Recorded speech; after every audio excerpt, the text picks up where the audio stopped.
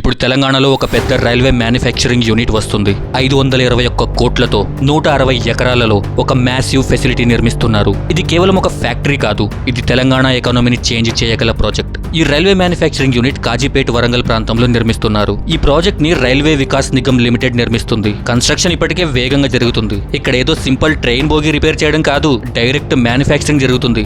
ముఖ్యంగా తయారు చేయబోయేది మెము ట్రైన్స్. మెము అంటే main line electric multiple unit. ఇవి mostly short distance and medium distance route లో యూజ్ చేస్తారు. For example Hyderabad to Warangal, Vijayawada to Guntur ఇలా. అండ్ ఇది నార్మల్ ఫ్యాక్టరీ కాదు, ఇది మోడర్న్ రైల్వే మ్యానుఫ్యాక్చరింగ్ ఫెసిలిటీ. ఇక్కడ ఉపయోగించే technologies robotic painting systems, computerised cutting machines, modern material handling systems, automated production lines. అంటే human labour మాత్రమే కాదు, ఆటోమేషన్ ప్లస్ రోబోటిక్స్ కూడా ఉంటాయి. అండ్ ఇంకొక మెయిన్ పాయింట్ ఏంటంటే ఈ యూనిట్ ని ఎకో ఫ్రెండ్లీ ఫెసిలిటీగా డిజైన్ చేస్తున్నారు. Solar power plant, rain water harvesting, sewage treatment plant, natural daylight ventilation.